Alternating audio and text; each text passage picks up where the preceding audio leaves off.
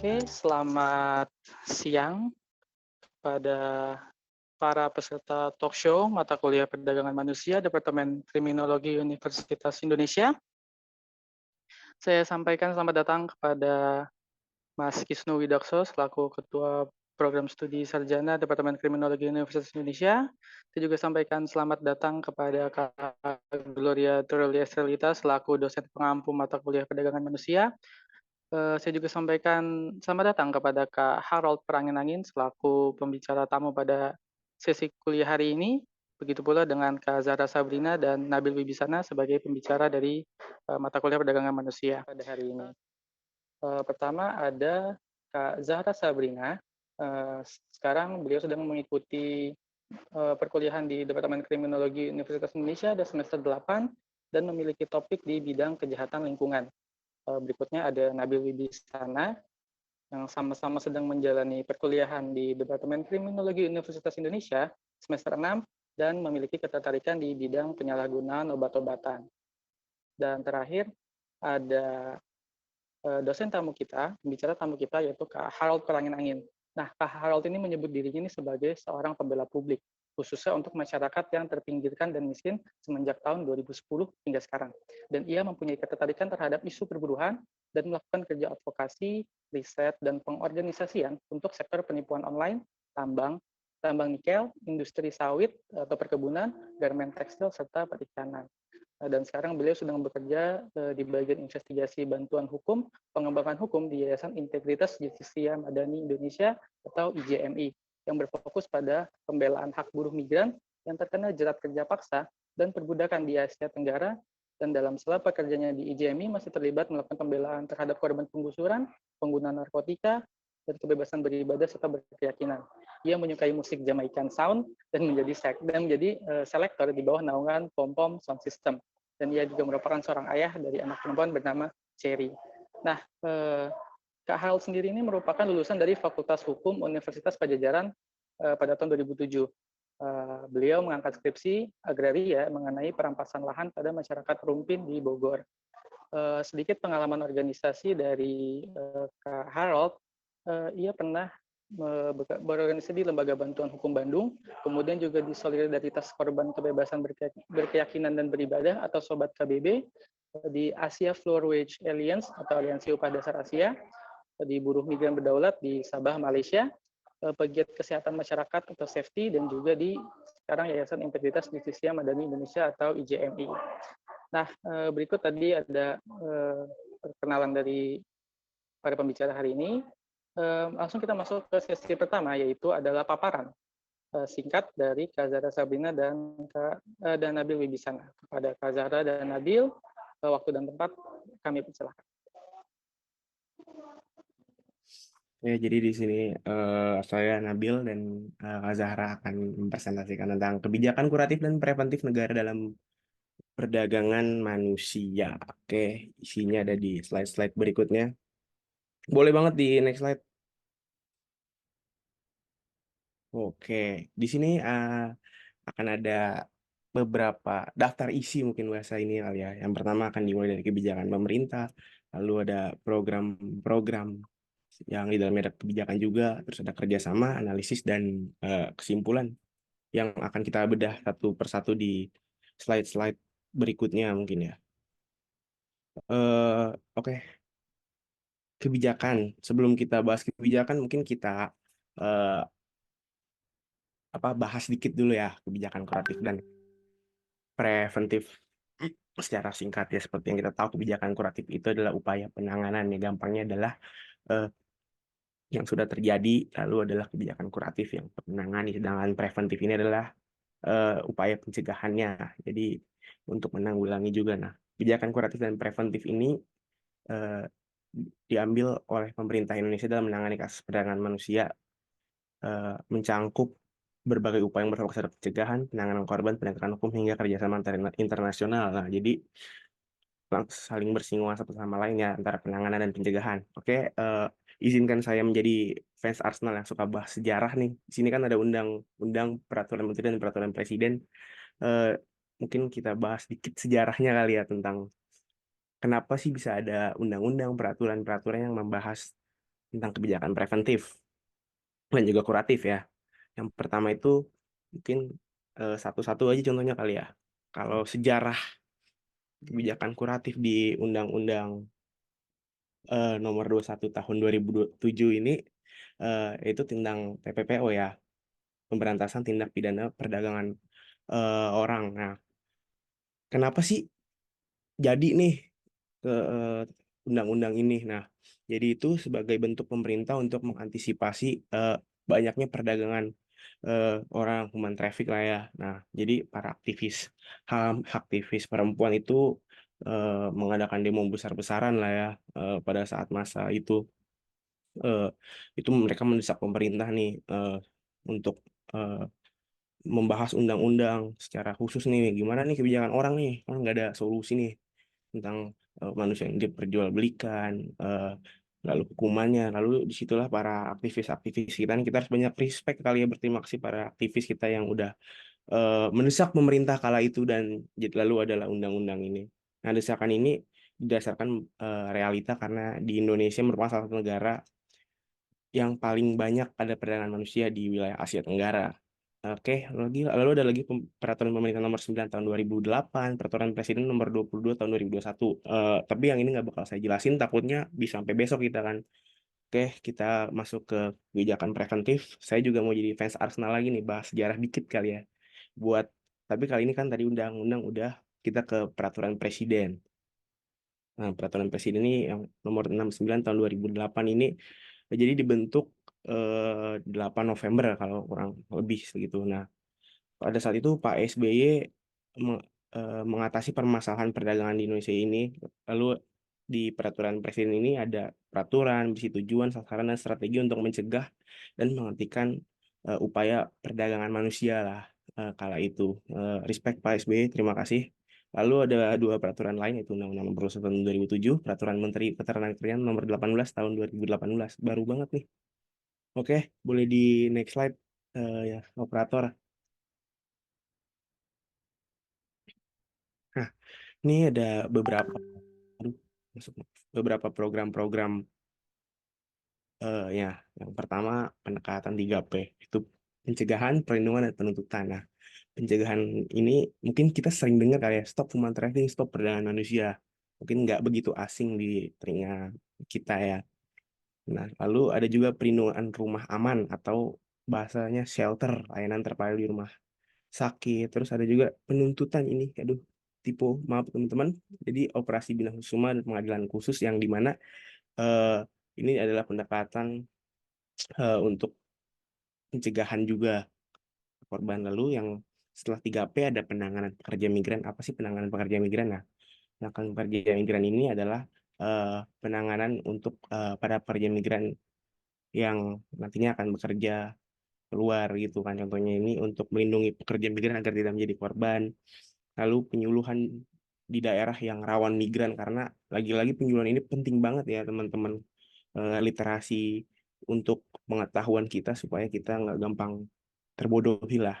Lalu ada juga perlindungan di negara tujuan. Nah, karena ini buat mengcover eh, para pekerja yang bisa saja terpotensi eh, jadi kasus tindak pidana perdagangan orang gitu. Lalu nih PT itu rencana aksi nasional pemberantasan tindak pidana perdagangan orang yang itu bersikoordinator nasional. Lalu ada program pelatihan hingga sosialisasi tingkat nasional dan daerah. Jadi dari tingkat-tingkat tertentu sampai tingkat yang besar ada, karena apa ya, memfilter atau mengkerucutkannya itu berdasarkan segmented yang berbeda-beda.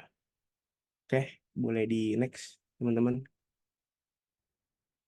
Oke, kerjasama. Nah, bak manusia juga kan pasti pemerintah dan segala aspek di dalamnya perlu kerjasama untuk menangani kasus perdagangan manusia. Karena kan bahwa kita sebut aja para pelaku ini villain lah kalau bahasa anak sekarang ya. Nah, para villain ini kan pasti punya sekutu-sekutu juga. Nah, kita sebagai hero itu harus juga punya sekutu untuk pencegahan-pencegahan. Itu ada bilateral, bilateral dan multilateral. Teman-teman tahu karena kerjasama dua negara. Multilateral ini lebih dari dua negara gitu ya, teman-teman. Nah, lalu di ASEAN ini dalam pelaksanaan Convention Against Trafficking in Person ada aktif gitu ya. khususnya ini bergerak di segmen perempuan dan anak-anak khususnya. Lalu di Filipina dan Malaysia ada MOU, Memorandum of Understanding. Lalu di negara Australia nih kita geser dikit ke Oceania, melalui Indonesia Australia Comprehensive Economic Partner Agreement, ya CEPA gitulah. Lalu kita juga go internasional nih. Ada United Nations Office on Drugs and Crime, UNODC, melalui pemberian pelatihan dan kapasitas penegakan hukum serta peningkatan kapasitas statistik. Nah, ini juga bergerak di bidang debat gitu ya. Lalu ada IOM, International Organization for Migration. Nah, ini melalui program layanan komprehensif bagi korban dan edukasi serta pencegahan. Tentu aja banyak lah selain yang tidak disebutkan di sini. Boleh di next slide. Oke, dan ini juga lembaga non pemerintahan gitu ya, ada yayasan-yayasan yang sangat peduli gitu ya terhadap masalah-masalah perdagangan manusia. Itu ada Yayasan Jurnal Perempuan melalui pemberdayaan perempuan dan kampanye kesadaran. Lalu ada Yayasan Integritas Justitia Madani Indonesia ya, IJMI, yang dari tadi kita sebut-sebut nih ya, maka usaha remajuan Kak Truli. Oke, next slide. Nah, ini ada contoh kasusnya, bisa dilihat ya. Satgas TPPO menangkap 600 orang dan selamatkan 1.800 perempuan.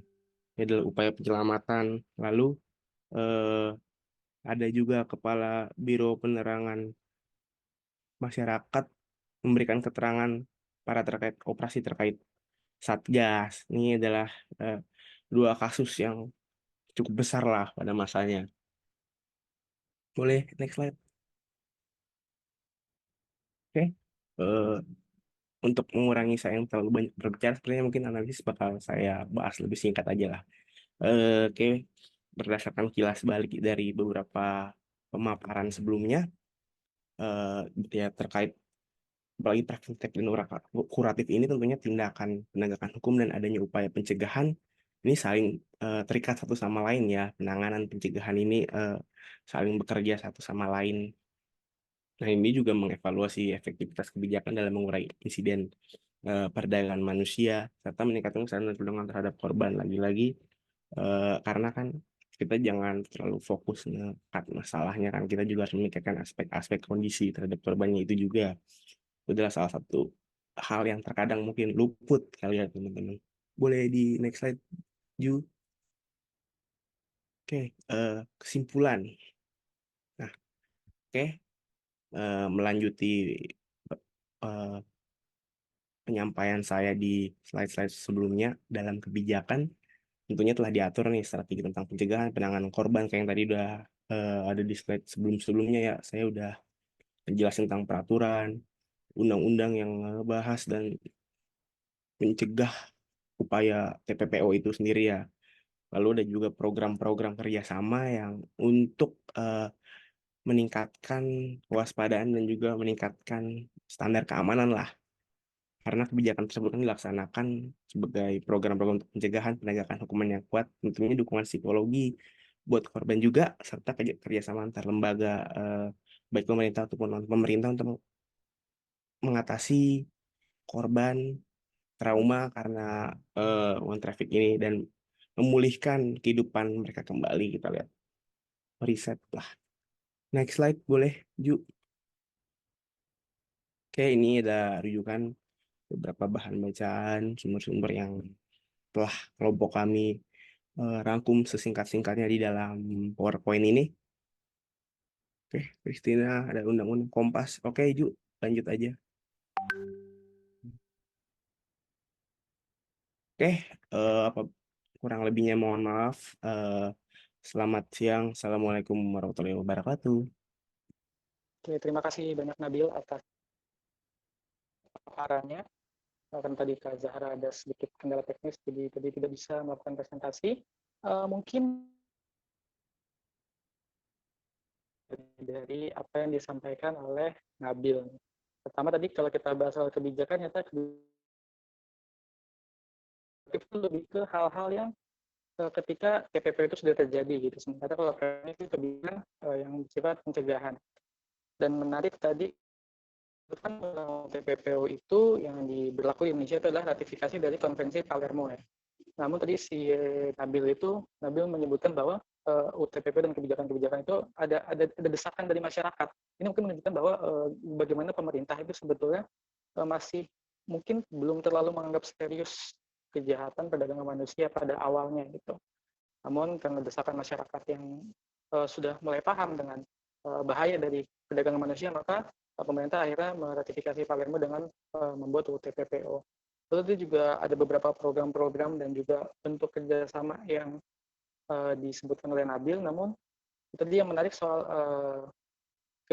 kerjasama di lingkup regional ya, di ASEAN. Itu tadi ada aktif kalau nggak salah tadi, ASEAN Convention Against Trafficking in Person. Menarik juga bahwa sebetulnya kalau kita lihat ke beberapa tahun belakangan yang mungkin banyak kasus-kasus perdagangan manusia yang justru berpusat di Asia Tenggara itu sendiri, di ASEAN itu sendiri gitu. Mungkin dengan perdagangan manusia di Kamboja, di Myanmar, di Laos dan sebagainya. Oke, mungkin kita lanjut aja langsung ke sesi talk show, yaitu dengan Kak Harold. Halo Kak Harold, apa kabar? Baik, Kautsar, kabar Oke, baik. jadi sekali lagi Kak Harold ini adalah salah satu aktivis di Yayasan Institusi Justisia Madani Indonesia atau IJMI. Kak Harold, pertanyaan pertama, IJMI itu apa sih Kak sebetulnya? Boleh nggak sih dikenalin ke kita nih? Mungkin sebagian besar dari kita tuh masih awam. Apa Iya. sih IJMI itu? Kapan berdirinya dan sebagainya? Oh iya, tapi sebelumnya boleh dong saya terima kasih dulu sama kawan-kawan yang udah merancang hal ini kayak gitu ya, agenda ini. Keren banget kawan-kawan. Kautsar, Nabila ya, dan Juanda gitu, dan kawan-kawan yang lain lah. Ya kan, termaksud yang paling utama itu Bu Gloria lah, ya kan. Itu luar biasa lah. Kayak gitu. Jadi ya ini kita kan zoom-zooman itu kan zaman COVID ya. Ya kan, zoom-zooman zaman COVID. Dan sekarang mengajar kayak gini, wah itu sangat melelahkan sekali, ya kan. Jadi ya memang kalau kita datang ya pasti karena datang untuk belajar kan, pasti itu gitu. Jadi ya It's Me itu, IJMI itu adalah organisasi yang berfokus untuk melakukan penanggulangan masalah perbudakan dan kerja paksa. Jadi IJMI sendiri itu baru berdiri 2 tahun ya, dan IJMI sendiri itu berafiliasi dengan IJM secara global gitu ya. IJM itu International Justice Mission yang mempunyai format yang sama. Jadi seringkali kita juga berkoordinasi ya atau komunikasi untuk misalnya ada masalah apa, itu buruh migran lagi ada masalah di mana, ya kan, dan kita membantu di situ, ya kan. Tapi juga di sana di dalam IJMI kami juga berharap si pelakunya ditindak kayak gitu, ya kan. Selain berfokus pada korban, jadi pelakunya juga ditindak. Jadi itu yang diharapkannya kita kayak gitu kan, karena kita sangat mempercayai bahwa perdagangan orang itu sesuatu yang terorganisir gitu ya dan sistematis, ya kan. Makanya ini pasti dijalankan oleh sindikat kayak gitu. Begitu kira-kira. Nomor 1 terjawab. Terjawab dengan sangat baik Kak Harold. Tapi tadi Kak Harold sempat nyinggung kalau ini sebetulnya untuk IJM Indonesia sendiri ya baru terbentuk mungkin sekitar 2 tahun. Kak Harold sendiri apakah memang sejak awal sudah ikut mengikuti kayak awal mula dari IJM Indonesia sendiri, ataukah Kak Harold ada Oh iya. ikut di tengah-tengah gitu Kak? Iya, sama lah seperti kawan-kawan dulu saya waktu mahasiswa saya magang di LBH kayak gitu kan ya.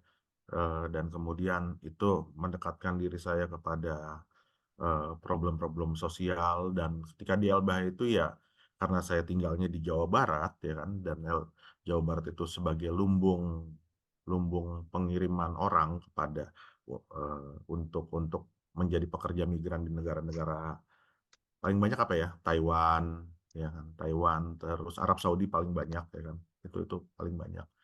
Jadi di situ saya belajar. Nah, tapi perjalanan hidup membawa saya dikasih keberuntungan untuk melihat yang lain gitu, melihat kelapa sawit ya kan, terus juga melihat industri garmen kayak gitu, sampai yang sekarang ini yang saya coba geluti adalah industri penipuan online kayak gitu kan. Jadi saya menyebutnya industri ya, karena sangat terindustrialisasi kayak gitu.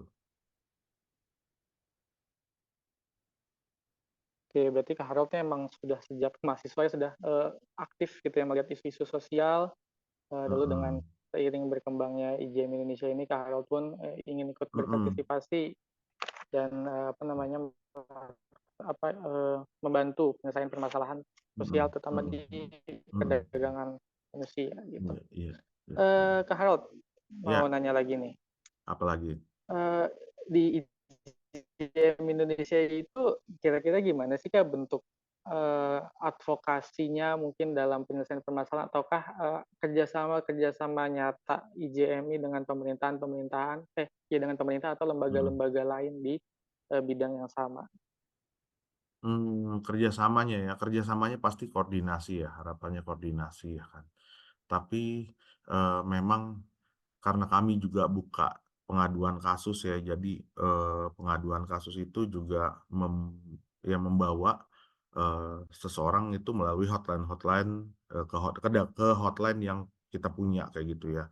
Dan biasanya karena 70% lah, saya bisa bilang 70% kasus yang saat ini sedang ditangani itu adalah kasus online scamming. Nah, makanya saya sebenarnya ingin ngajak kawan-kawan ngelihat isu kontemporer ini gitu ya, tren migrasi yang terbaru ini kayak gitu ya. Jadi nanti mungkin bisa di-share slide ya, itu untuk ini saya akan coba jelaskan dengan lebih eh, cepat kayak gitu untuk hal itu. Oke, silakan Kautsar. Oke, maaf, Kak Harold tadi bilang ada slide, apakah Kak Harold ada paparan? Ada paparan sih sedikit, tapi boleh nggak ditampilkan ya Bu Gloria? Gitu. Heeh, Boleh, boleh, Kak. Tentu Boleh saja banget. boleh, boleh. heeh. Ah, Iya, iya, iya. Soalnya aku grogi kalau ditanya sama kamu, Kautsar. aku juga grogi sebetulnya nanya Kak Harold kok. Kita sama-sama grogi. Pertanyaannya tajam-tajam. Aduh, Ya, ya. berkat Kak Truli juga itu. Itu dia yang nggak boleh kita lupakan, jasa pendidik itu. Kak Harold apa butuh bantuan mau presentasi? Aku jadi hostnya ya? Aku ya Kak ya?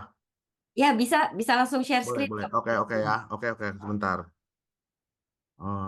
Oke. Sip. Ah, sip. Terus, oke.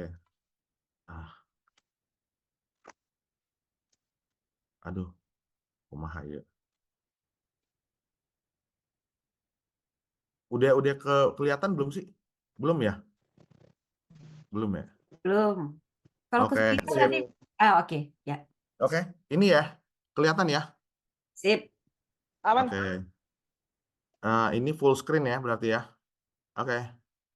Ya, kawan-kawan. Jadi saya Harold dari Yayasan Integritas Justisia Madani Indonesia gitu. Fokus pada perbudakan dan juga kerja paksa kayak gitu. Eh, Kami baru 2 tahun di Indonesia, tapi kami merasa kehadiran kami dapat berkontribusi untuk eh, upaya-upaya untuk memerangi perdagangan orang dan perbudakan kayak gitu. Oke, eh, ini saya sengaja blur. Jadi saya ngomongin kerja paksa dan perbudakan di perusahaan penipuan online di Asia Tenggara. Ada yang tahu nggak penipuan online itu apa ya? Oke, penipuan online itu adalah yang sering terjadi SMS-SMS yang masuk ke dalam handphonemu dan juga kadang-kadang penipuan yang nelpon-nelpon. Oke, ya kan? Ya, kira-kira penipuan online seperti itu. Tapi itu belum bisa menjelaskan bagaimana cara kerjanya. Saya lanjut ke slide selanjutnya. Nah, nih kawan-kawan, sebenarnya ada beberapa titik di mana para pekerja yang masuk ke dalam penipuan online itu ya, penipuan-penipuan online ini nih, kawan-kawan harus lihat mereka ada di sekitaran-sekitaran sini nih.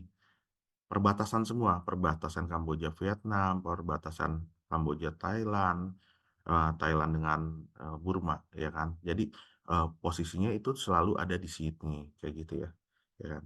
Nah, ini wilayah-wilayah perekrutan mereka ini. Padalarang, Singkawang, Semarang, Indramayu, Bekasi, Binjai, Blitar, Sukabumi, Jakarta juga, ya kan, Jakarta juga. Nah, dan beberapa daerah yang lainnya yang merekrut secara random. Jadi mereka ini merekrut masih lapangan gitu ya. Tetap ada lapangan kayak gitu. Ada orang-orang yang merekrut secara door to door untuk ayo ikut kami ya kan ke wilayah-wilayah ini kayak gitu. Ya, oke ya, bisa dimengerti ya sampai sana ya. Oke.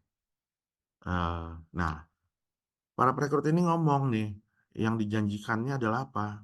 Kamu bisa ditawarkan untuk jadi operator, customer service, administrasi ya, yaitu bahkan ada yang kerjanya di manufaktur gitu kan. Oh gitu, ya kan. Nah, ini yang janji nih, dapat kontrak kerja, tenang, keamanan kerja bisa kita upayakan. Dapat visa kerja, gajinya 12 juta sampai 20 juta, komunikasi dengan keluarga, per 3 bulan, mendapatkan cuti, bonus gaji, kayak gitu. Tapi saya bisa langsung bicara bahwa ini semuanya adalah omong kosong, ya kan? Ini omong kosong nih. Yang dijanjikan itu omong kosong. Sip. Nah, ini siapa yang merekrut nih? Perekrutan itu ada loh yang dari pendidikan keterampilan resmi gitu. Kalau kawan-kawan di daerah pernah nggak ada ngeliatin kayak kursus bahasa Korea dan pergi ke Korea kayak gitu kan? Ada nggak sih? Oh kalian anak kota semua kali ya ya. Nah kalau kalau kalau di daerah tuh banyak tuh yang kayak gitu-gitu. Mereka bikin lembaga pendidikan dan pelatihan kayak gitu untuk bahasanya dan juga kesiapan untuk bekerja kayak gitu ya. Biasanya sebuah daerah misalnya ada job offer-nya ya, ini ada pembantu rumah tangga nih, ini ada lansia nih kayak gitu kan. Jaga lansia atau jaga pet gitu ya, burung apa sih peliharaan kayak gitu. Itu job offer-nya sering ada dan biasanya LPK itu melatih supaya oh terbiasa tuh kalau ngerawat lansia tuh kayak gini kayak gitu. Itu LPK. Nah, tapi kenyataannya LPK lembaga keterampilan ini ternyata juga ada oknum di dalamnya yang kemudian eh, mengantarkan seseorang pergi ke online scamming, ya kan, ke perusahaan online scamming, di mana itu tidak diperbolehkan, ya kan. Ya, tapi karena ini jerat kerja paksa, jadi itu hal yang eh, sampai LPK pun yang punya daftar resmi dari ke pemerintahan itu bisa mengirim orang itu ke Myanmar dan Kamboja kayak gitu ya. Nah, jadi oknum LPK ini yang sedang dilaporkan juga. Yang kedua, nah, perekrut lapangan lintas negara. Oh, kalau kawan-kawan tahu bahwa perekrut lapangan lintas negara ini, itu mereka dengan mudah hari ini di Blitar, sorenya udah di Kamboja gitu, ya kan? Mereka bisa masuk Malaysia, mereka bisa masuk Singapura tanpa ada pengawasan yang ketat kayak gitu ya. Nah, ini ada layer itu di situ gitu ya. Nah, yang ketiga ini perekrutan melalui sosial media. Kawan-kawan pasti sering nggak sih ngelihat Instagram tiba-tiba ada tawaran ke Kamboja?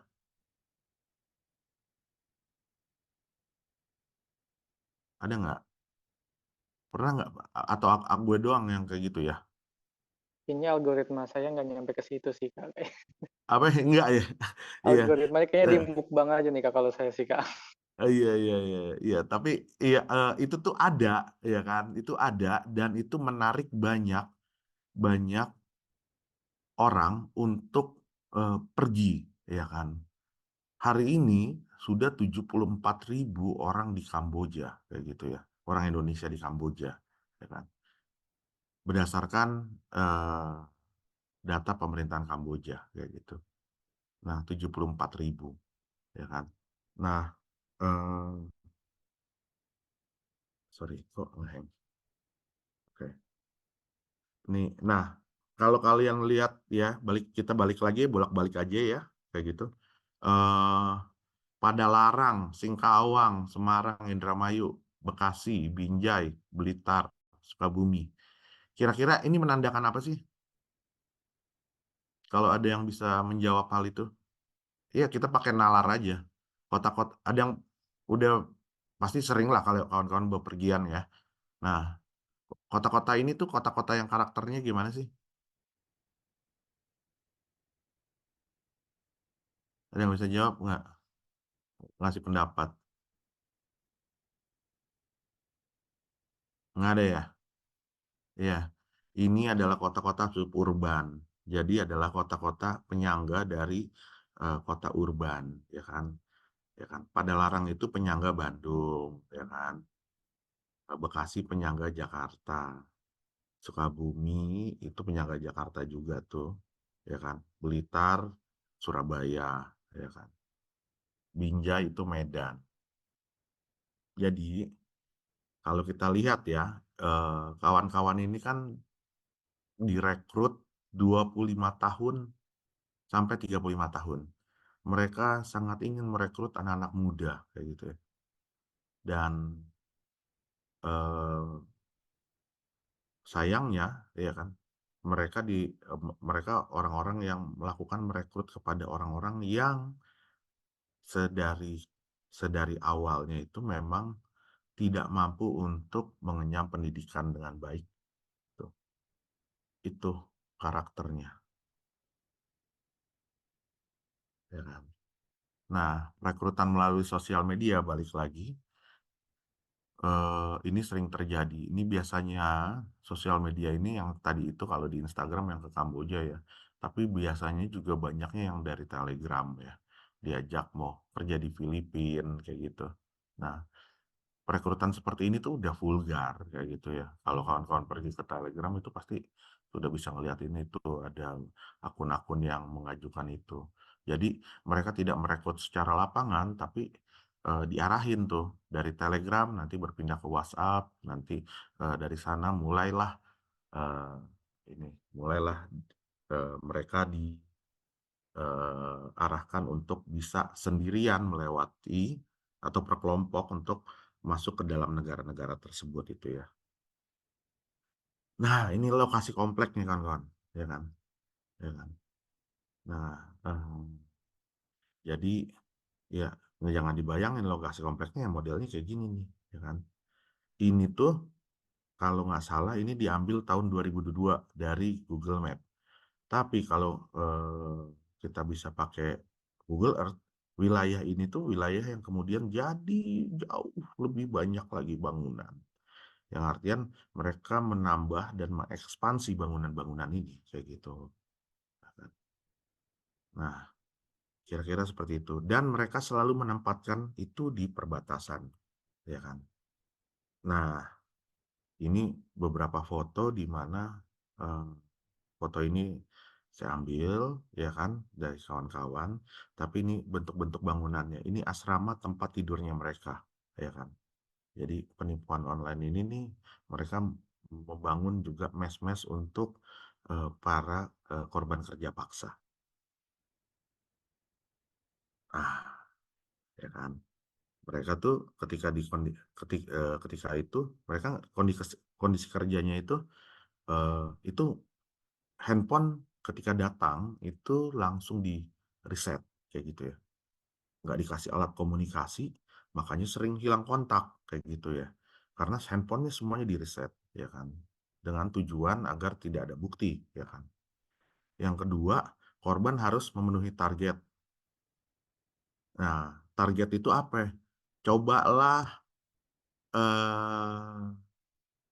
mereka punya database di mana cobalah setiap orang itu mendatangi akun Instagram, satu orang itu 200 Instagram per hari, kayak gitu.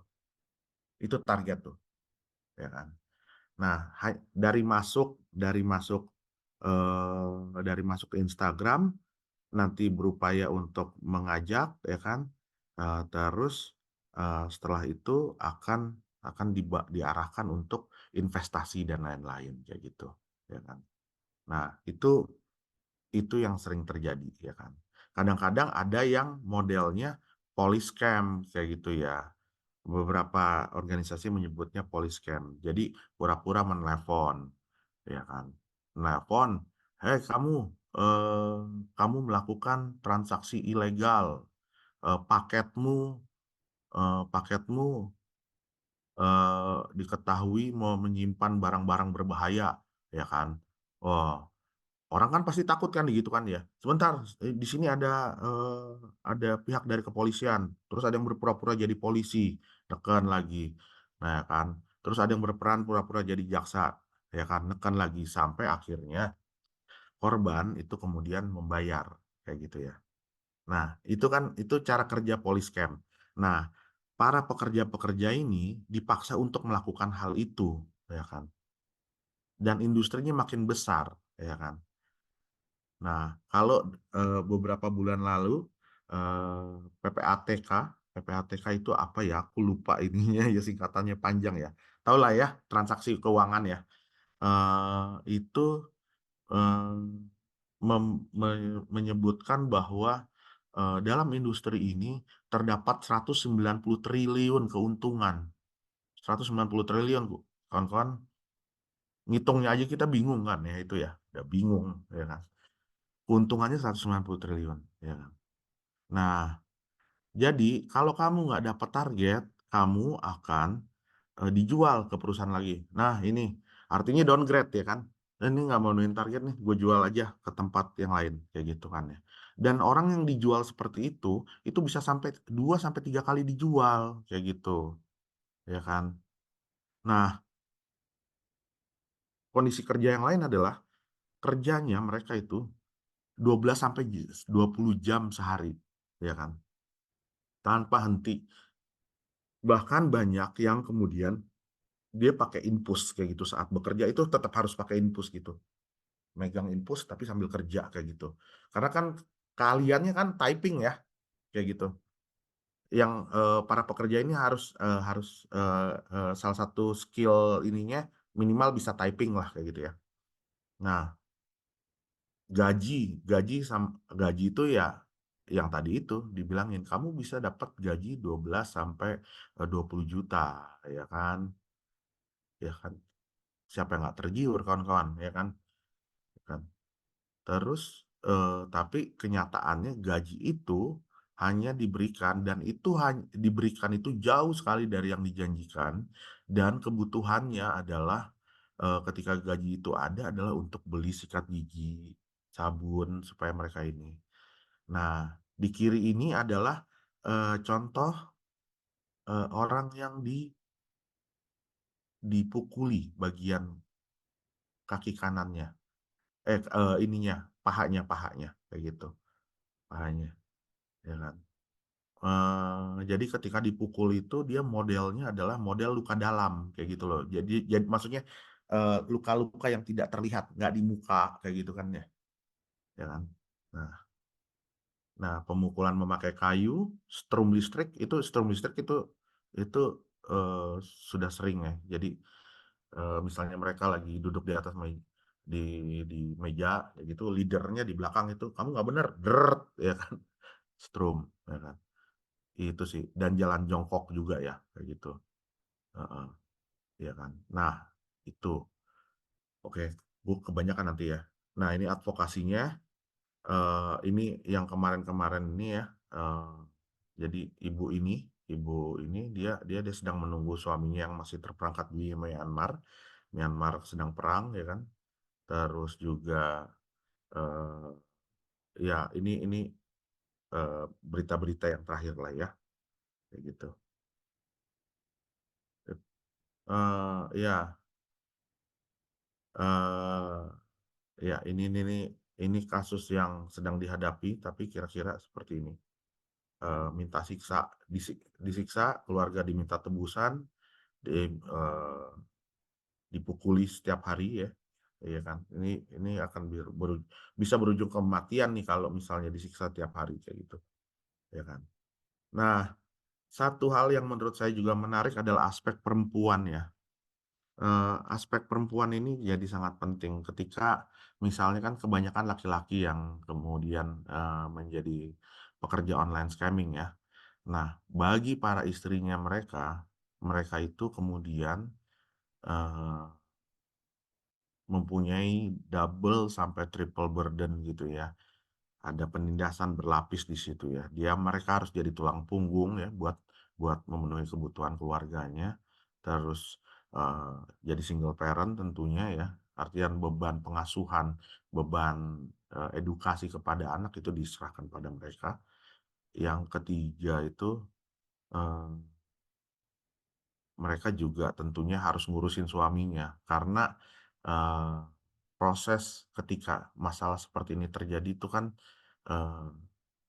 masalahnya orang tuh nggak banyak tahu bagaimana caranya kayak gitu ya. Dan aku harapin nanti kawan-kawan nanti kita bisa, yuk kita belajar sama-sama untuk tahu caranya gimana nih, ya kan? Eh, Membantu orang-orang dan mengupayakan mereka pulang kayak gitu ya, direhabilitasi kayak gitu kan ya. Itu jawaban yang harus kita cari sama-sama nantinya kayak gitu ya. Mereka juga mengalami kekhawatiran dan kecemasan terus-menerus. Ini dampak bagi perempuan ya, bagi keluarga korban. Jadi kalau saya lebih suka menyebutnya keluarga korban ya itu adalah korban ya, kayak gitu ya. Jadi semua korban itu pasti akan kemudian bukan hanya berdampak pada dirinya, tapi juga bagi orang-orang terdekatnya dan keluarganya, kayak gitu ya. Heeh, Oke. Oke, nah kalau yang dilakukan oleh IJMI itu ya dia pertama itu ya melakukan penanganan kasus ya, ya kan. Dia memberikan dukungan teknis-teknis untuk kasus kayak gitu ya. Eh, dan kita pada prakteknya kita juga harus ikut menyelami problem korban. Kita kita bersentuhan dengan mereka, kita melihat asal mula kayak gitu ya, bagaimana bisa terjadi, ya kan. Nah, itu tugas-tugas dalam penanganan kasus sampai pun mereka harus misalnya yuk berkomunikasi dengan Kementerian Luar Negeri, dengan kepolisian kayak gitu ya, dengan BP2MI, ya kan. Eh, Badan-badan yang memang menjadi leading sektor gitu ya untuk hal-hal semacam ini. Nah, di sini juga ada peningkatan kapasitas. Kita harapinnya juga peningkatan kapasitas itu tuh yang dorongannya untuk agar misalnya ada yang jadi korban menjadi survivor kan, jadi penyintas, ya kan. Nah, mereka harapannya setelah kembali dari trauma mereka malah bisa jadi membantu orang yang lain kayak gitu ya, ya kan. Ini hampir mirip dengan kepemimpinan penyintas itu, ya. Dan advokasi tentunya ya, melakukan usaha-usaha untuk perubahan kebijakan. Ada beberapa yang kemudian, oh kayaknya ini perlu direvisi deh, harus di up to date deh undang-undangnya. Nah, itu adalah ruang-ruang yang bisa kita lakukan juga dalam advokasi, ya kan. Kawan-kawan untuk pengelolaan data dan pemberdayaan masyarakat pasti kawan-kawan bisa lihat itu ya.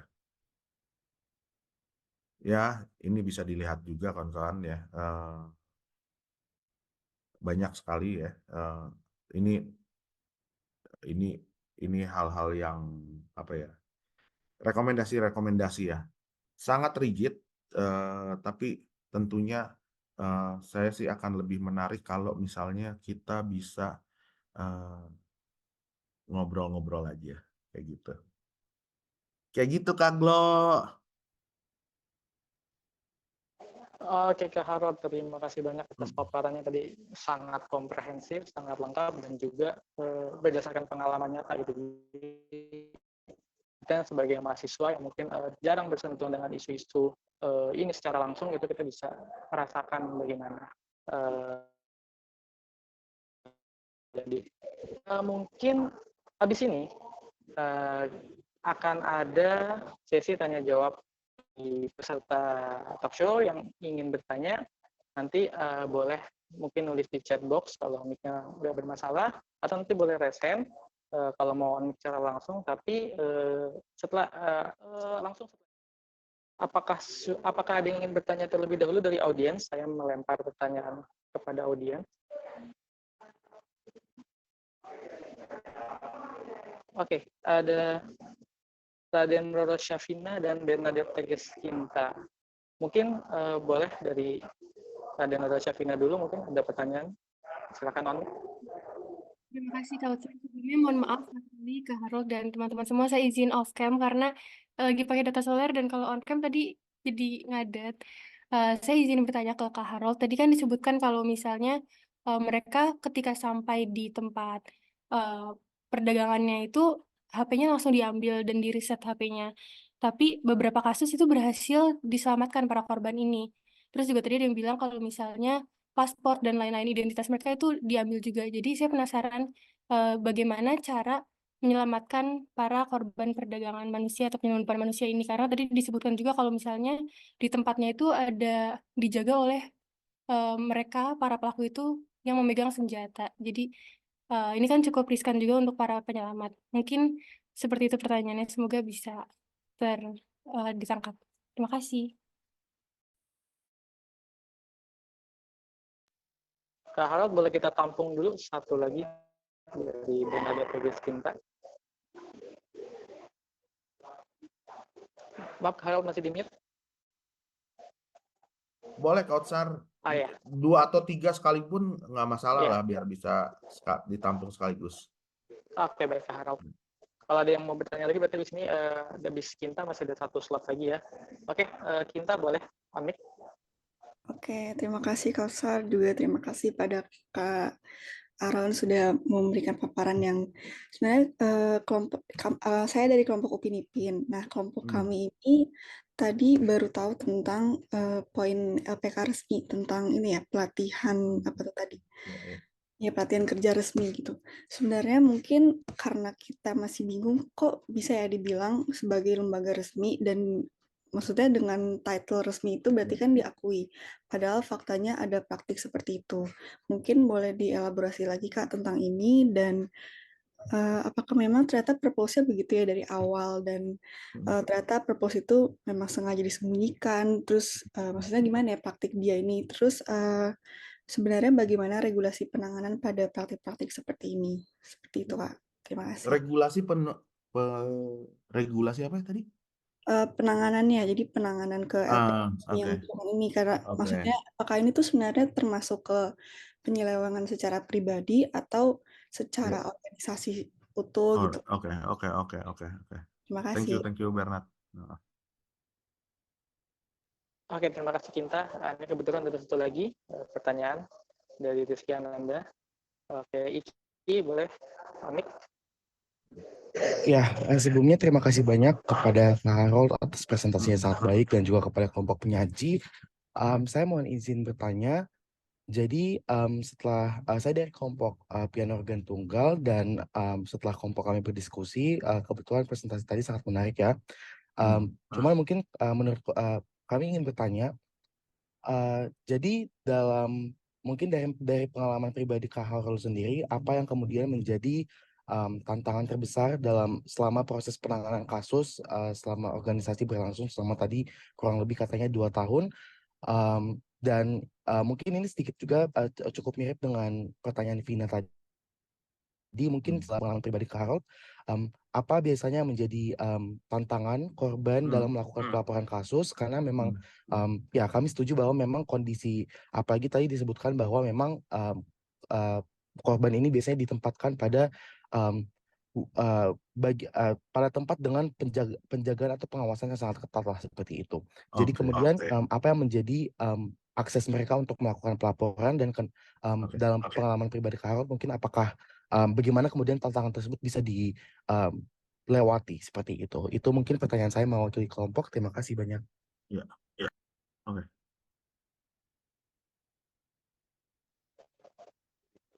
Oke, terima kasih Iki. Kak Harold sebetulnya satu lagi dari Shelby. Shelby mau sekalian aja atau Kak Sikat, Harold mau sikat, tahan dulu? Sikat. sikat. Oke. Heeh. Shelby, boleh Oke, terakhir? baik. Terima kasih Kak Harold dan Kak Kausar atas Iya. kesempatannya untuk bertanya.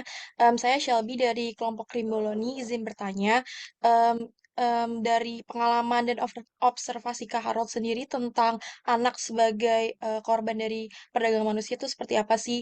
Apa Hmm. saja sih faktor utama gitu yang bikin anak-anak jadi rentan jadi korban perdagangan manusia? Dan apakah ada intervensi atau program atau kebijakan yang menurut Kak Harold itu secara spesifik dan efektif gitu untuk mengurangi kerentanan anak-anak terhadap perdagangan manusia. Ya, itu pertanyaan dari kelompok Hmm. Krimboloni. Terima kasih. Hmm. Oke.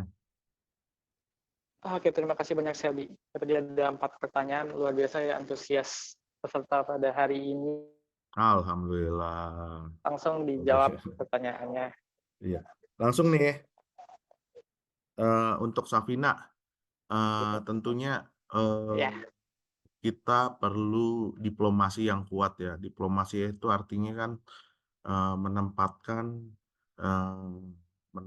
negara dengan negara berbicara tentang apa saja ya hal yang perlu dibenahi bersama atau dapat dikerjasamakan bersama kayak gitu. Jadi menurut aku juga ini yang sebenarnya kita juga perlu cari jawabannya untuk diplomasi ini seperti apa. Apakah diplomasinya yang memang berbasis ASEAN atau kerjasama bilateral yang lebih baik ya kan.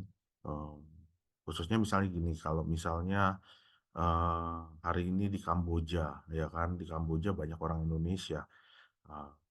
Kita kan harus melindungi mereka toh, warga negara Indonesia yang di sana kan, tentunya gitu kan, itu kewajiban negara untuk melakukan hal itu. Nah, cobalah apakah kita perlu untuk membangun hal-hal yang sifatnya bilateral bersama antara dua negara tersebut.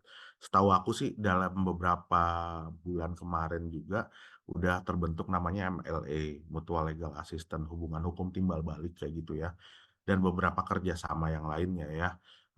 Artinya upaya-upaya untuk membuat orang Indonesia datang ke Kamboja khususnya itu jadi lebih ketat gitu kan. Orang akan diverifikasi lebih dalam gitu ya, supaya mereka nggak terjebak pada perusahaan online scamming tersebut kayak gitu. Iya, untuk Bernard, untuk yang LPK, ya maksudnya ini Bernard ini kasus yang aku tanganin, terus yang menarik adalah kayak gini kan, karena kebanyakan ini kan tadi kan yang perekrut-perekrut itu ya, yang aku temuin tuh perekrutnya itu adalah perekrut-perekrut yang sebenarnya berkeliaran dari kampung ke kampung, dan mereka ini ya, tapi mereka punya jaringan atasnya di mana jaringan atasnya lagi itu bisa membawa mereka dan mengarahkan mereka untuk sampai ke perusahaan di wilayah-wilayah Asia tersebut kayak gitu. Jadi ini tuh ada sindikatnya lah ya pasti ya, karena harus ngebangun itunya ya. Dan yang LPK tersebut ya itu yang disayangin kan, yang kasusku itu ya orang dia sudah belajar bahasa Korea, terus juga udah ngikutin kursusnya, terus tinggal berangkat ya kan, sudah membayar uang ya kan, tapi bukannya ke Korea, dia dilempar ke Thailand ya kan. Di Thailand dia dilempar ke Myanmar, di mana Myanmar lagi perang. Ya kan, itu menyebabkan itu yang disebut sebagai jerat kerja paksa kayak gitu ya, orang diarahkan tidak sesuai dengan apa yang diharapin kayak gitu. Terus yang untuk Rizky ya, heeh.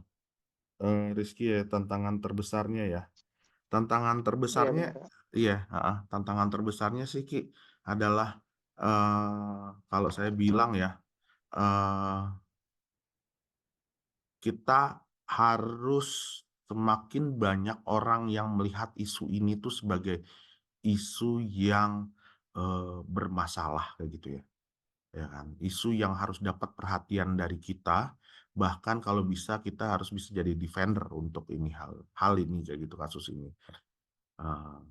Jadi Itu kenapa juga saya jujur aja ya, saya lagi menjajaki kerjasama dengan Unpar agar pemagangan mereka itu, yuk kita sama-sama bantuin buruh migran yang sedang dipulangkan atau direpatriasi gitu di Jakarta kayak gitu.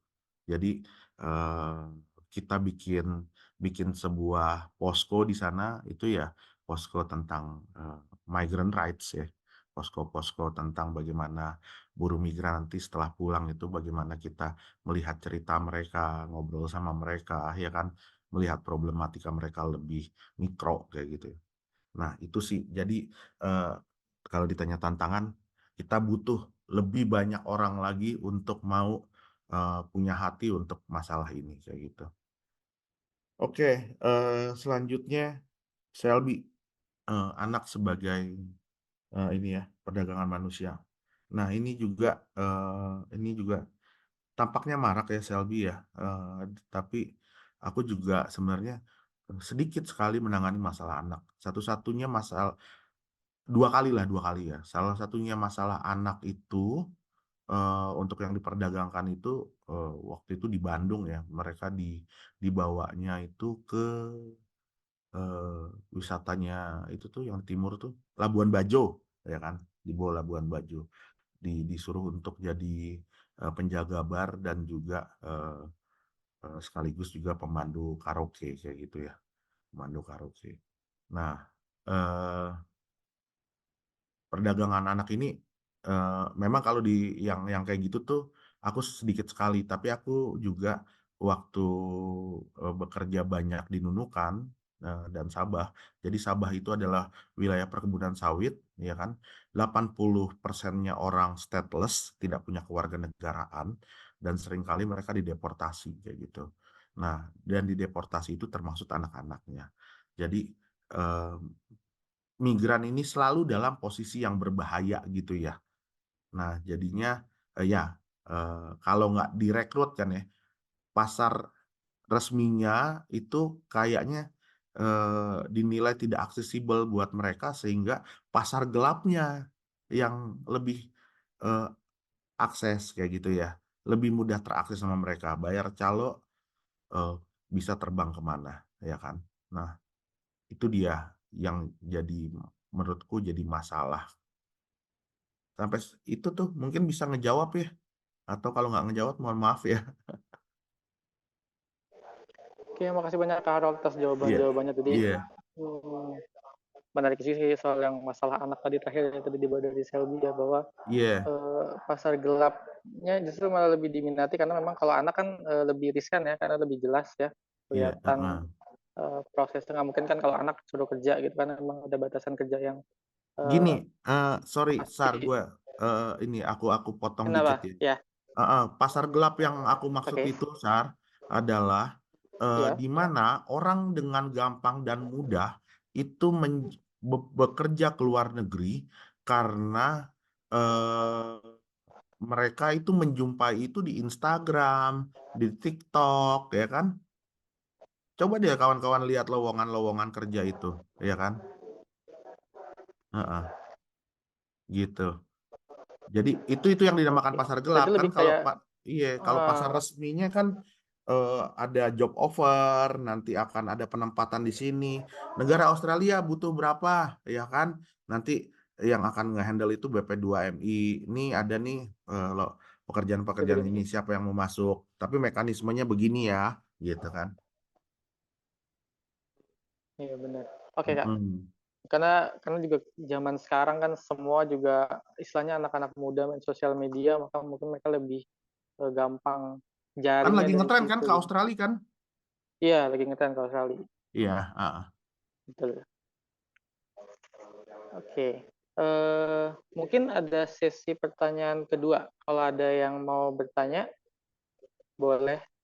Kita masih ada waktu sekitar 10 menit. Kalau nggak ada, sebetulnya aku punya pertanyaan pribadi juga sih buat Kak Harold. Yuk, gimana Sar? Kebetulan aku kemarin lagi coba mengangkat isu pekerja migran ilegal ya Kak. Nah, tadi kan kalau mungkin di JMI itu akan melakukan advokasi perbaikan kebijakan. Nah, untuk saat ini ada nggak sih Kak kebijakan pemerintah tuh yang memang menghambat penyelamatan atau penyelesaian masalah perdagangan manusia gitu Kak? Ada nggak sih bentuk kebijakan Yang atau menghambat kayak ya. kesepakatan antar negara yang justru malah menghambat gitu?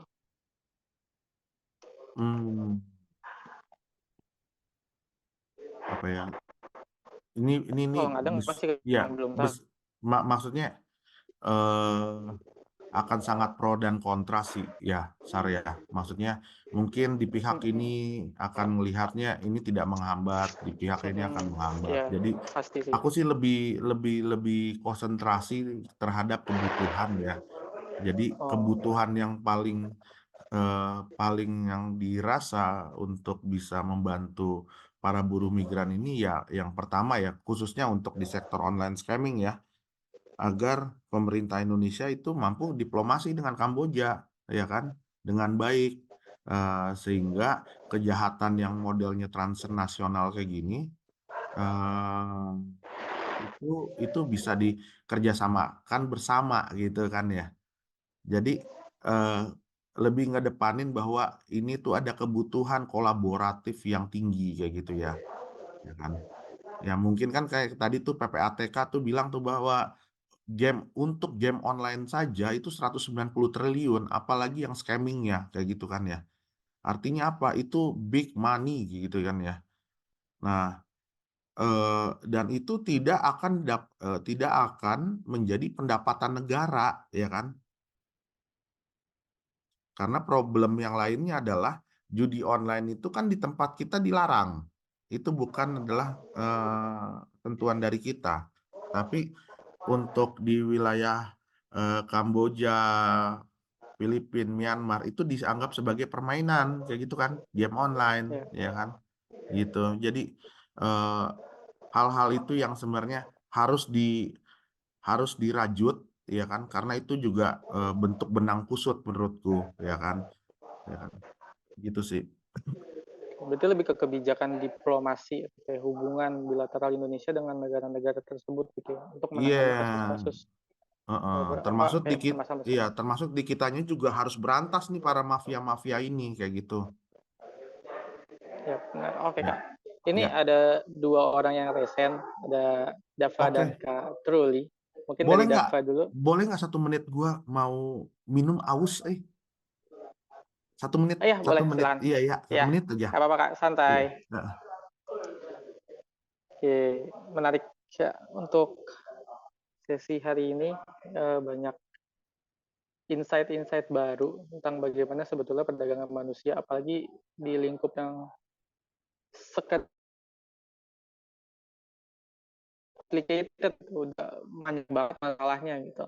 Apalagi mungkin kalau kita ngomongin perdagangan manusia lintas negara mungkin yang lebih jauh, mungkin misalnya ke Arab Saudi, mungkin ke Taiwan, Eropa ya, mungkin ada beberapa lagi permasalahan yang belum pernah kita tahu atau belum pernah kita bayangkan sebelumnya.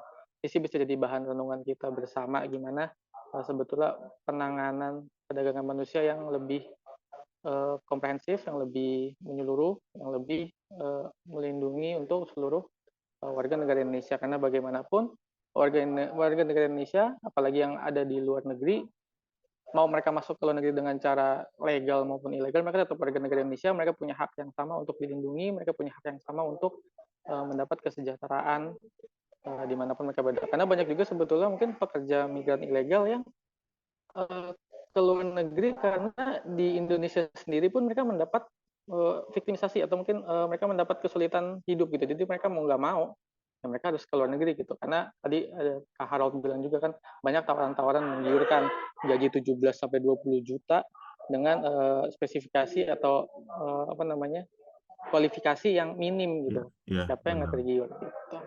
Oke Kak Harold sudah kembali bersama kita. Gas. Boleh nih ada 3 loh ternyata sekarang Kak. Waduh gile, laris manis. Dari Dava dulu boleh? Ya. Oke, makasih Kautsar. Suaranya jelas kan ya? Jelas.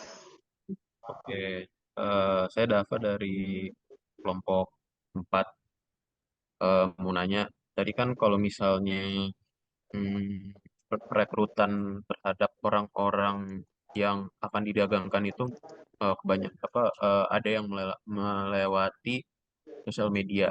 Nah, itu eh, sekiranya bentuknya itu seperti apa dan kenapa bisa menyebutkan kalau misalnya misalnya tawaran kerja ke Kamboja ini yang dikirim sama akun ini itu itu adalah bohongan gitu. Yang pada akhirnya nanti orang-orang tersebut malah akan Didagangin. dipaksa buat scamming. Kayak Iya, gitu. oke. Itu gimana cara menentukannya? Itu Iya, sih. ya, oke. Sip. Thank you, Dava. Oke. Kak Truli mungkin aku skip dulu ke Giovanni dulu ya Kak. Kak Truli jadi endingnya aja ya. Iya. Oke, Giovanni boleh. Terima kasih atas pemaparan juga. Jadi dari pemaparan tadi itu kelompok kami Giovanni, suaranya ini Iya, timbul agak. tenggelam. Oke, sebentar. Apakah sekarang sudah Oke. terdengar? Mantap. Udah. Oke, baik, saya izin off cam sebentar. Jadi sebelumnya terima kasih atas pemaparannya ke Harold dan juga kelompok pecinta alam yang sangat menarik. Jadi tadi sebelumnya saya dari kelompok Padu, jadi kelompok kami itu bertanya-tanya juga. Jadi dalam menangani wilayah yang berisiko tinggi gitu, kayak hotspot kejahatan perdagangan manusia yang tadi disebutkan, dengan mungkin daerah yang lebih berisiko rendah itu, apakah terdapat perbedaan strategi dan intervensi gitu untuk menangani kasus perdagangan manusia. Jadi apakah ada strategi khusus gitu untuk daerah yang mungkin lebih berisiko tinggi gitu dibandingkan dengan daerah yang berisiko lebih rendah? Mungkin itu saja pertanyaannya. Ini Terima kasih. mohon maaf untuk lebih jelas, itu beresiko tingginya itu beresiko tinggi di tempat di mana negara mereka ditempatin atau di Indonesianya? Lebih mungkin di Indonesianya sih. Di Kalau tadi Indonesianya kurang ya. jelas. Iya, Oke, betul. sip. Oke. Siap. Oke. Kak Harold, maaf nih ada pertanyaan sedikit di kolom chat ya. Wah, laris manis nih saya nih.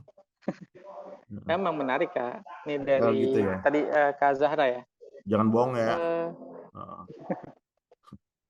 Lanjut. Pertanyaannya gini Kak, aku bacain ya. Apakah ada kasus seperti di mana korban itu mengaku sebagai korban, padahal bukan? Jadi misalnya nih, dia udah tahu nih kerjaan dia tuh mau ngapain gitu, misalnya di negara yang dituju. Tapi mungkin ada perubahan gaji atau kerjaannya berbeda gitu. Jadi mereka akhirnya mau melapor, tapi mereka mengaku sebagai korban perdagangan manusia. Ada nggak sih Kak? Oke, sip. Ini 3 nih. Keterbatasan waktu Kak Truli terakhir Kak. Apa mau? Ini 3 dulu nih ya. Jawab 3 dulu deh biar nggak ini nih. 3 dulu, oke boleh. Iya ya. Ya, kayaknya agak sulit ya, agak berat ya. Oke Kak, boleh. Iya, Dava, kalau yang sosial media, Pak. Sosial media itu paling banyak di Facebook tuh, Pak. Iya kan? Itu menyebar di mana-mana lowongan pekerjaan. Iya, dan jangan lupa loh bahwa judi online itu terjadi karena gini, waktu zaman COVID, kasino itu kan nggak bisa tuh didatangin sama orang, ya kan? Kemudian para mafia ini berpikir bagaimana kalau kita bikin yang sangat online, karena orang-orang kan nggak bisa keluar, jadi mereka memainkan itu gitu kan, memainkan judi online itu gitu, dan dibentukkan judi online kayak gitu. Nah, otomatis hari ini pasti kawan-kawan pasti punya teman yang itunya judi online ya kan. Suka main judi online. Nah, itu dioperasikannya di Kamboja tuh, Myanmar, Asia Tenggara tuh, ya kan. Nah, sosmed ini juga jadi sangat penting ya kalau kita mau bikin katarsisnya, artian kita harus ngasih edukasi-edukasi yang tentang gimana sih caranya supaya orang tuh tahu mana yang benar dan mana yang tidak. Tapi salah satu hal yang paling benar adalah ketika kita misalnya melihat tawaran seperti itu, verifikasinya adalah di Kementerian Tenaga Kerja, ya kan? Apakah memang ada job offer seperti itu, kayak gitu, ya kan. Nah, kalau ya maksudnya gunakan lokasi-lokasi resmi, misalnya kan yang dibuka oleh kedutaan besar apa gitu kan di sebuah negara, kami menerima beasiswa dan lain-lain, atau misalnya pakai LPDP atau kerja di mana, tapi dengan yang jelas dan mengikuti prosedural gitu. Jangan sampai namanya diganti, awalnya Dava jadinya Davi, ya kan? Itu kan sering terjadi gitu kan. Dan itu yang sering bikin susah orang pulang kayak gitu. Itu satu tuh, Davat, mudah-mudahan ngejawab. Ya, Yovani, resiko tinggi. Malah menurut aku kalau resiko tinggi ya, orang tuh ngerekrut itu sekarang itu eh, pasti dia akan menawarkan yang baik-baik ya kan kayak gitu ya. Dan jujurnya saya juga ngerasa bahwa kayaknya kita butuh sebuah penelitian atau kawan-kawan investigasi kecil-kecilan. Kenapa wilayah-wilayah yang tadi aku tunjukin itu, kenapa mereka direkrut? Pertanyaannya kan itu, kenapa wilayah tersebut, ya kan? Apakah itu karena suburban atau bagaimana, ya kan? Jadi itu akan jadi pertanyaan buat kita semua tuh. Kenapa para penarget ini menargetkan wilayah-wilayah tersebut, kayak gitu ya kan? Terus Zahra, ya kan, korban dan pelaku. Nah itu aku juga sering dengar ya, Zahra ya, pelaku terus kemudian jadi korban. Tapi begini, Zahra, ini industri ini dibangun bukan karena tindakan personal, dan industri penipuan online ini makin membesar, menipu hampir seglobal gitu ya. US, Kanada, Amerika aja ditipu gitu kan. Dan industri ini kemudian membuat banyak orang tertarik dan menyedot banyak orang kayak gitu ya. Nah, ada satu model nih, Zahra, di mana kayak gini, ada orang udah nggak kuat lagi, ya kan? Saya udah nggak kuat nih, udah kerja harus pakai infus dan lain-lain ya, perbudakan banget kan ya. Kalau kamu ingin bebas, pertama kamu harus melakukan tebusan, ya kan? Itu yang pertama tuh, lu harus nembus, ya kan? Itu dan nominalnya 80 sampai 150 juta kayak gitu, ya kan? Itu satu.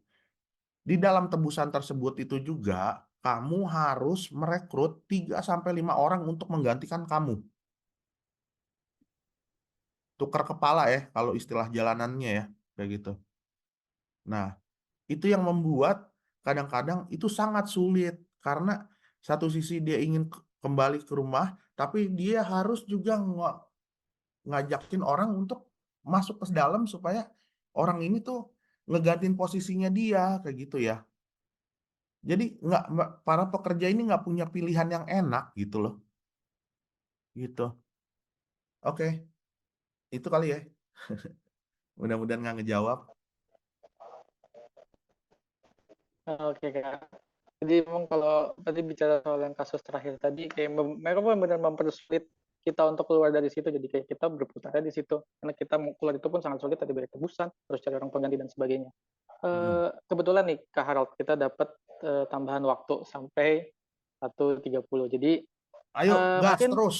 teman-teman ada yang mau bertanya. Ini Kak Truli tadi sudah resen ya. Mungkin dari Kak Truli dulu sebagai pembuka sesi ketiga pada hari ini. Mungkin boleh Kak Truli? Ya, terima kasih Kautsar. Terima Ya. kasih ya Harold, menarik sekali ya. Dan Iya. kaya data begitu ya. Kalau saya pertanyaannya lebih ke teknis, karena tadi saya lihat ada beberapa data begitu, termasuk tampilan lokasi gitu kan di Google Earth begitu. Dan juga dilengkapi dengan beberapa foto.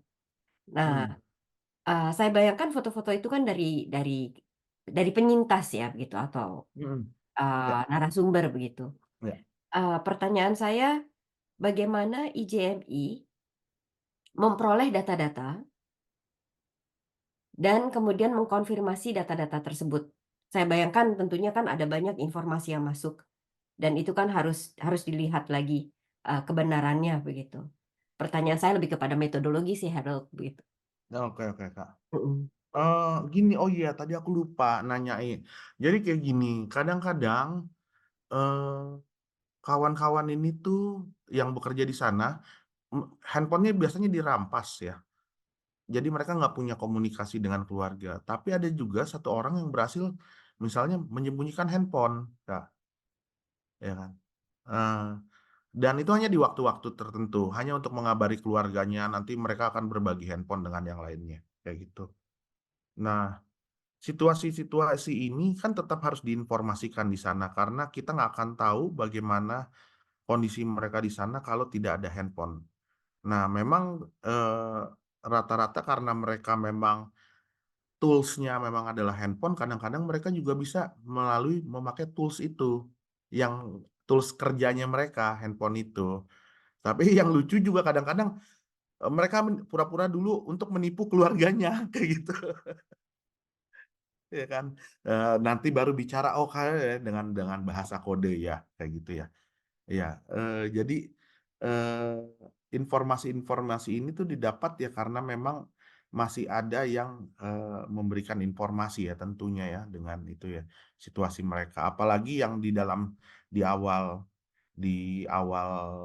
tadi itu kan yang di blur tuh ya. Aku punya yang aslinya karena pada saat itu ada orang yang di antara teman mereka berhasil untuk melakukan pemvideoan soal itu. Dan itu adalah jalan keluar pada mereka saat itu karena itu tuh 2023 tuh yang kemarin tuh ya kan. Tahun 2023 berhasil memvideokan dan itu yang kemudian disebar. Artinya memang kayak gini, isu ini kemudian memang jadi undercover gitu Kak ya. Jadi undercover. Tapi tidak bisa dipungkiri bahwa perekrutannya masif, orang bertambah banyak, dan kita nggak bisa undercover lagi. Kita harus bicara terus terang bahwa ini bukan hanya menjadi global threat security, kayak gitu ya, dan global human security, tapi juga bicara soal bagaimana problem ketenaga kerjaan, ya kan? Dan tentunya kemanusiaan, kayak gitu. Itu sih Kak, kalau dari aku Kak. Kalau soal metodologi itu memang primary data ya Kak ya. Kayak gitu. Terima kasih Harold. Iya. Oke. Kak Harold, kayaknya aku juga punya pertanyaan susulan dari tadi penjelasan Kak Harold. Tadi kayaknya Kak Harold bilang kalau kan kasus Myanmar kan emang dari 2023 ya Kak, dan setahu saya 2023 tuh kayaknya gitu. Tapi kenapa maksudnya ada kayak jeda waktu yang cukup lama sampai akhirnya masih ada beberapa WNI kita yang tertinggal di Myanmar? Apakah mereka adalah orang-orang yang ketika ada penyelamatan itu terus mereka dikirim lagi ke sana, ataukah ada faktor-faktor lain yang menyebabkan ada kayak semacam jeda yang lumayan panjang terhadap penyelamatan WNI dari Myanmar?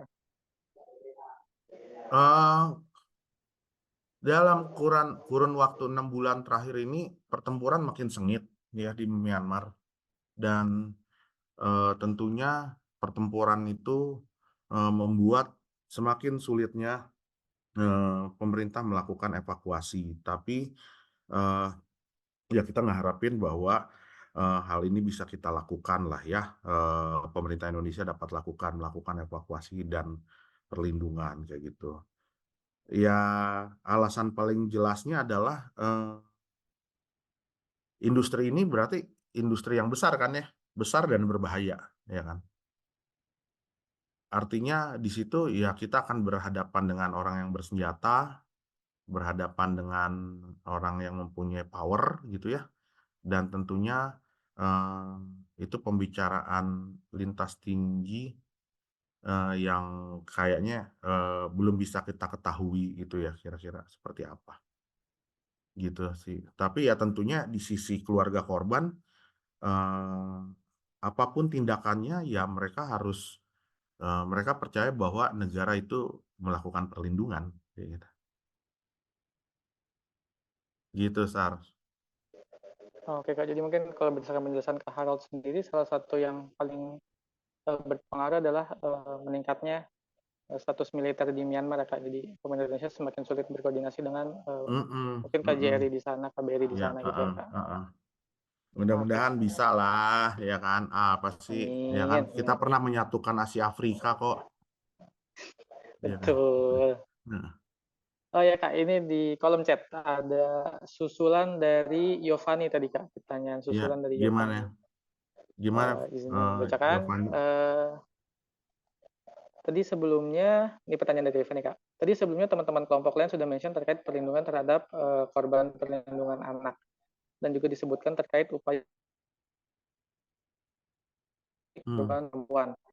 Apakah ada kasus di mana korbannya itu kelompok LGBT, Kak? Nah, jika ada, bagaimana upaya perlindungan dan intervensi terhadap korban kelompok LGBT? Terima kasih, Kak. Itu pertanyaan dari Yovani, korban LGBT. Oke. Yovani, kayaknya kalau sudah bicara tentang perlindungan, apapun statusnya dia, apakah itu anak, perempuan, ya kan, laki-laki, LGBT, yang mempunyai orientasi seksual LGBT, itu adalah tanggung jawab negara ya kan.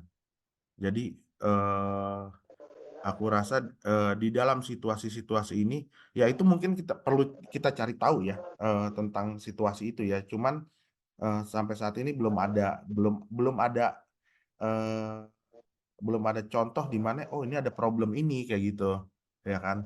Artinya orientasi seksual kayaknya itu tidak jadi concern karena yang jadi concernnya adalah masalah perbudakannya kayak gitu sih.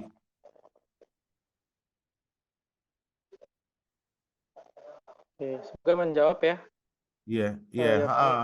Iya. Tapi penasarannya kenapa harus bertanya tentang LGBT-nya? Ini Yovani, kalau boleh tahu. Oke Kak, sebelumnya karena yang pertama dari kelompok Padu sendiri kita topik dari kelompok kami adalah terkait kelompok LGBT gitu Kak. Jadi itu juga jadi pertanyaan kelompok kami gitu Kak, karena memang setahu kami dari hasil dari investigasi kelompok kami juga kalau kasus LGBT di Indonesia kasusnya perdagangan manusia itu memang cukup sulit Kak untuk mencari kasus yang terkait kelompok LGBTQ gitu. Plus jadi itulah alasan kenapa kami penasaran gitu Kak untuk bertanya di sini. Tapi gini sih ya Yovani ya, kadang-kadang kan buruh migran itu nggak random banget gitu ya. Misalnya yang pingin bekerja domestik yang ngebuka kan untuk pekerjaan rumah tangga itu Malaysia, Hong Kong, Taiwan ya kan. Yang ngurusin lansia itu Taiwan, Hong Kong ya kan. Nah, kalau kelapa sawit itu buruh migrannya itu kebanyakan dari NTT dan Sulawesi Selatan ya kan. Nah, Jawa Barat itu mereka lebih nyaman kalau untuk menjadi pekerja rumah tangga di Arab Saudi ya kan. Nah, yang online scamming ini random. Mereka merekrut youth worker, tapi youth worker yang berada di wilayah-wilayah suburban, ya kan. Jadi itu yang jadi, ini ada apa sebenarnya kayak gitu. Dan kita pasti masih mencari hal itulah ya. Gitu. Kejawab nggak sih? Iya kan, Yovani? Jawab ya Yovani ya, semoga ya. Ini jelas banget sih penjelasan Kak Harald. Terakhir nih Kak, ada Nabil yang raise hand. Mungkin Nabil boleh langsung on mic.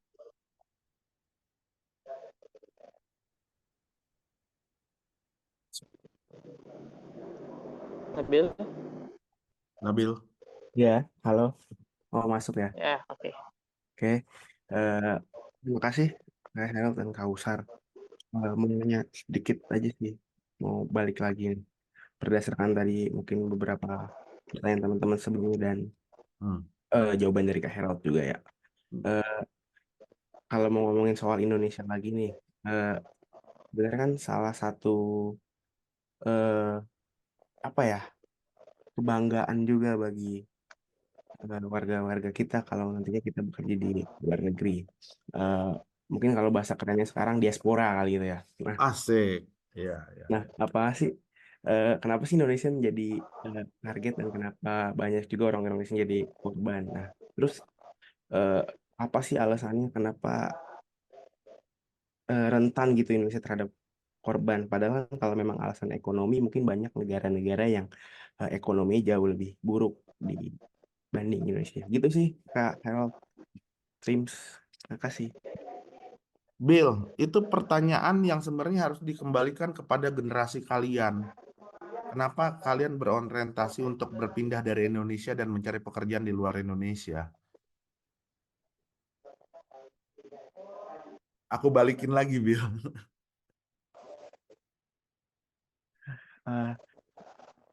Oke. Aduh, iya sih. Mungkin kan kalau mungkin ada sebuah pride mungkin ya yang menjadi kebanggaan ketika kita bekerja di luar negeri gitu ya. Tapi khususnya mungkin balik lagi dari penjelasan-penjelasan sebelumnya, mungkin minimnya literasi dan atau kita sekedar FOMO saja kan jadi hal yang nggak bagus, dan mungkin gitu juga kali jadi alasan jadi bumerang, dan malah bukannya kita menjadi diaspora yang membanggakan, malah kita terkena sial gitu dengan jadi korban perdagangan manusia. Gitu sih Iya. mungkin ya kita Ya. harap. Ya, tapi maksudnya pertanyaanku itu tadi tuh nanyain apa yang membuat luar negeri jadi jauh lebih menarik untuk mencari pekerjaan.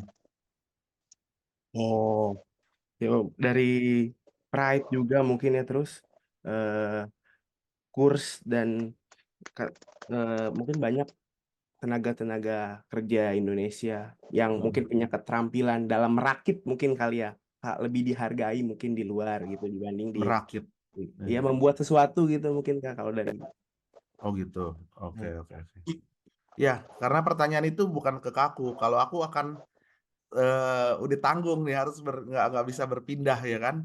Nah, karena umurku udah lebih dulu kan, yang hobi berpindah dan mencari pengalaman dan memang spiritnya masih kayak gitu kan anak-anak kawan-kawan kan, ya gitu. Jadi harus dibalikan kepada kawan-kawan ketika kawan-kawan pergi ke luar negeri, ya kan, apa yang harus kawan-kawan lakukan di luar negeri itu kan. Itu sih, aku balikin kayak Bill, kayaknya aku nggak mampu jawab pertanyaan itu, Bill. Oke, nggak apa-apa.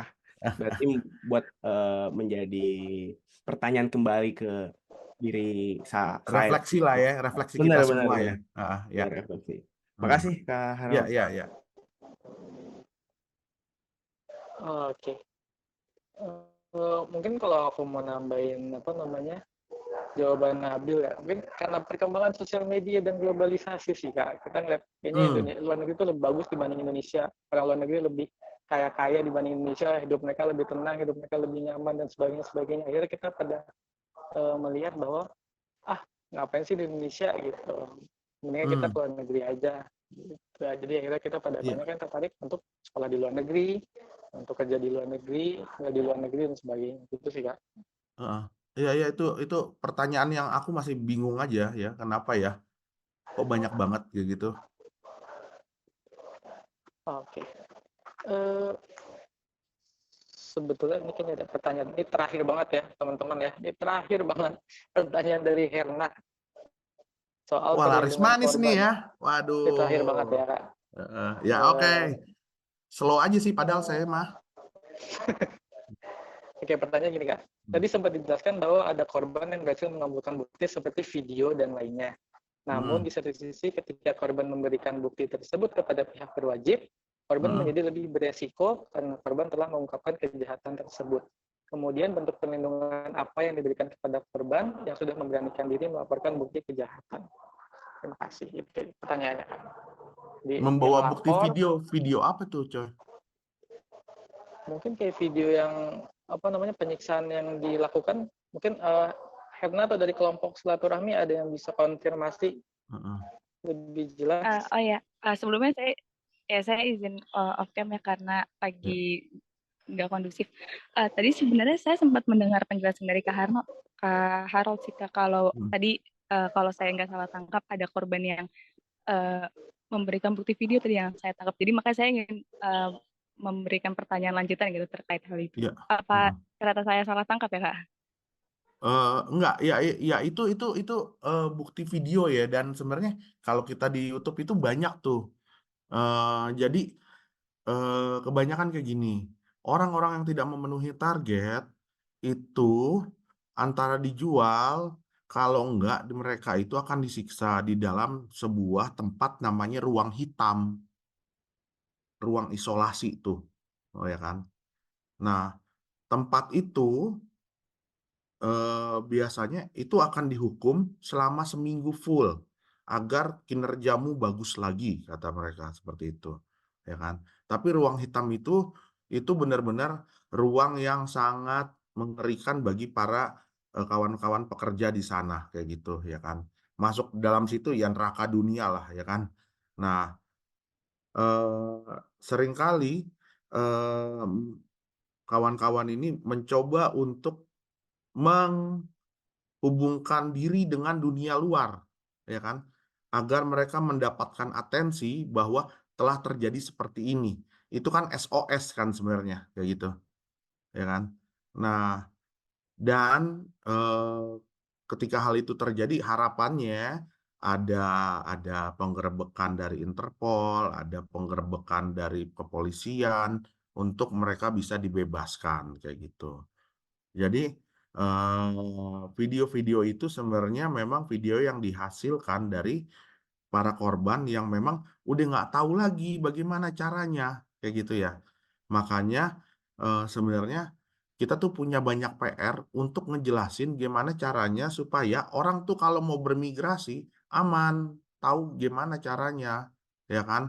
Kamu tahu nggak paspor itu apa? Pengertian paspor aja itu apa, ya kan? Kamu tahu nggak pengertian tentang visa kerja itu apa, ya kan?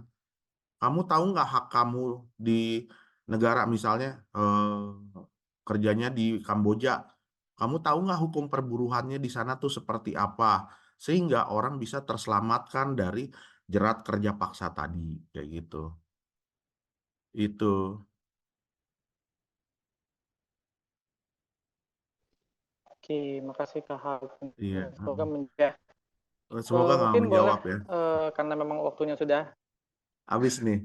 semoga bisa menjadi bahan renungan ya Kak ya. Iya, bahan Ya, renungan. karena Ya. waktu yang sudah Oh iya. sangat-sangat terbatas. Aku boleh ini Mungkin nggak aku mau sih? minta Kak Boleh Harun, promosi apa? sedikit nggak? Boleh promosi Oh sedikit boleh. nggak? Habis itu boleh langsung Iya, closing remark aja Kak. closing remarks. Oke. Ya, Iya kawan-kawan, saat ini aku sedang berpikir tentang bagaimana ngajakin kawan-kawan mahasiswa untuk bisa terlibat dan bekerja secara langsung dengan para buruh migran, kayak gitu. Jadi ada satu tempat namanya RPTC, Rumah Perlindungan Trauma Center di Bambu Apus, Jaktim, ya kan? Nah, dalam setiap tahunnya mereka itu nerima para buruh migran yang direpatriasi. Direpatriasi artinya dipulangkan karena dia menjadi korban, kayak gitu kan. 700 orang setahun, ya kan. Dan itu pasti ceritanya berbagai macam dari berbagai sektor, ya kan. Jadi sebenarnya aku ingin bersama kawan-kawan itu membangun, yuk kita menjadi volunteer di sana untuk membantu mereka. Misalnya membantunya yang bisa kita lakukan adalah melakukan identifikasi bagaimana sih awal mula mereka bekerja sampai yang ke sana, sampai yang mereka pulang ke sini gitu ya. Ya kan, di sana kita akan belajar tentang apa itu victim gitu ya. Jadi akan sangat menarik karena kita empiris gitu ya, datang langsung bersama dan melihat bersama korbannya. Jadi kalau misalnya kawan-kawan tertarik, nanti yuk kita bikin dan rancang sama-sama supaya kita bisa membantu orang di sana, kayak gitu ya. Kayak gitu. Terima kasih kawan-kawan.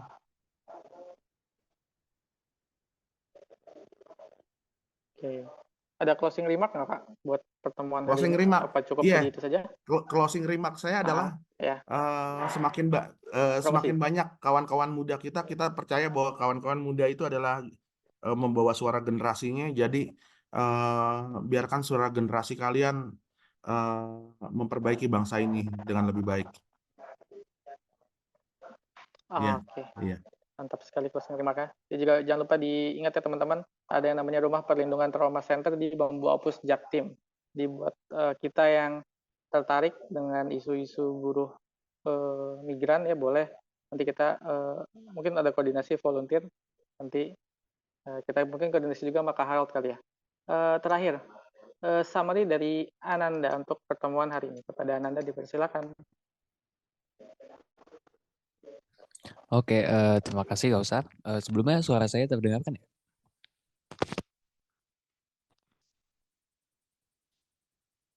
Aman.